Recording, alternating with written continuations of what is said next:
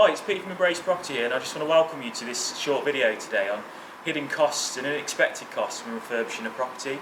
Now, you won't hear this in glorified videos. A lot of the ones that you'll see on the internet that just mention the good, whereas we're actually going to go through this, what to look out for when refurbishing, which will save you a lot of money over the long run. So we're actually going to walk through this property room by room, and we started in the first room of the house, which is the reception as we came in. Now, this was fairly standard when the refurb was done, so it's been painted, decorated throughout, and new flooring, which came in at around about £1,000. But the first one to consider especially is when you actually, if you're going to rent the property to tenants, are you going to furnish the property or are you going to have it unfurnished? So that was an extra cost as well of about £500, which is obviously something to consider when you're looking at your budget to start with. One of the main jobs with the property is electrics. So when I look at a property to start with, I'll always look at big jobs, which is the roof, electrics, central heating and the windows. So in this room we've actually got the fuse board, which again, when you refurbish a property, you really need to look at, because this one needed a new fuse board, which again was around about £400. If it didn't need that, it obviously wouldn't have cost that much. So you've really got to look at that to start with and add that into your budget. Okay, so now we're moving into the kitchen, which is the second room in the house. And for those that are newer to property, they may not realise that the kitchen actually adds a lot of value to the property. Even if you've got a lower budget for a kitchen and you're not spending or doing a kitchen at the high end, it would still add considerable value to the property. And this kitchen was about £1,500 in total for the worktops, the units, and to actually refurbish in general with the painting as well. Again, as we were furnishing this property for the tenants, we had to supply the white goods, as you can see, so that was about an extra £500. So that's another cost to think about when you're actually refurbishing the property. Here's where sometimes you can go a little bit further though, and you can't always see things when you buy the property. So when this is initially bought, there's certain things that happened whilst it was being refurbished that we just really couldn't allow for at the time and didn't know was going to happen. So one of those things was the waste pipe was moved, so that was something that was unforeseen. Another one was the radiators, which are now new. Originally we were going to just drain the radiators, they're going to be tested and we're going to use the originals, but after they were tested and looked into further, there was actually mould and they're actually old, and it made far more sense to replace them, so that was an extra cost as well. So it's really important to, I'd say, have about 10% on your budget, because that then usually is enough that if you think a kitchen's going to cost, say, £2,000, if you can allow at least an extra 200, probably up to 500 in worst case scenarios, that should be enough to cover any snagging, and you should be able to ask your refurbishment people at the time what they think and if there's going to be anything like that to start with. So it's really important to keep that in mind when refurbishing a kitchen.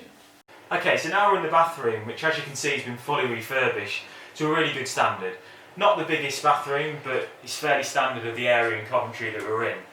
Now this bathroom usually and was going to cost the buyer around about £1,500, and that was for a new bath, the sink, the toilet and the tiling around the side. So that would have been a really good price to come in at. But unfortunately for this particular buyer, after further inspection when the property was bought, we realised that there was actually a leak on the roof.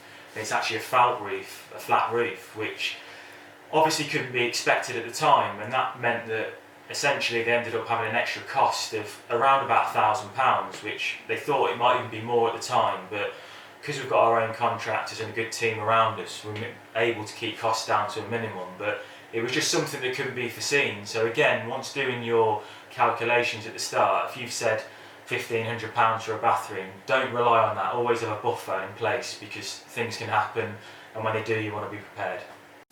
So here's the first bedroom of the two bedrooms in the house, and as you can see, it's been fully refurbished again, painted, decorated throughout with nice new carpets, furnished for the tenant, so there's actually chest of drawers, wardrobes, everything to a mirror, new curtains, all the soft furnishings have been done. So this was one, there wasn't too many surprises, but there actually still was a slight issue with one of the floorboards, which again could not have been foreseen. So what actually happened was, at the time it was an old carpet, so we pulled that up, looked at the floorboards, nothing to be seen, but after a further inspection when the carpets went down, there was actually a slight bit of rotting underneath there which had to be looked at and obviously repaired. So again, that was a small cost, only a couple of £100, but it was still something that was unforeseen that needs to go in then to a budget that you're looking at when you're refurbishing the property. So all in all, Fairly standard room, wasn't too many surprises, but you've always got to have a buffer just in case. So moving into the second bedroom, one of the things I really want to show you is the boiler room, because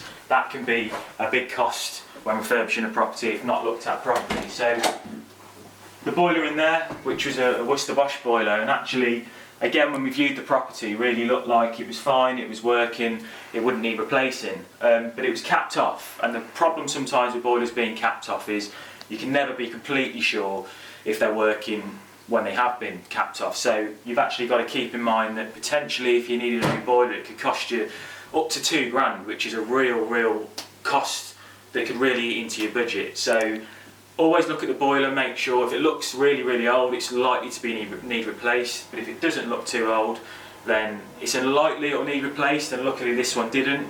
But keep in mind that it could do, because I mean £2,000 that could really take away a year's cash flow in some cases. So definitely bear that in mind and make sure you've looked at that and kept that in your budget. Okay, so now we've finished the tour of the house. I just wanted to go through some of the costs to consider when buying a property, which are often overlooked on other channels and a lot of the time are not mentioned, so sometimes people can go in blind. So 3 main costs, it's not an exhaustive list, but the main costs are you'd have solicitors' fees, broker fees, and also stamp duty. So if we start with stamp duty, that's 3% of the purchase price. So to keep things simple, if the property's worth £100,000, that's what you're paying for it, you're going to be paying an extra £3,000 on top of that. Solicitors' fees, in my particular area, we have to leave £1,000 for that. It often comes in a little bit less, but it's always best to leave that amount in there to make sure that you've got more than enough covered.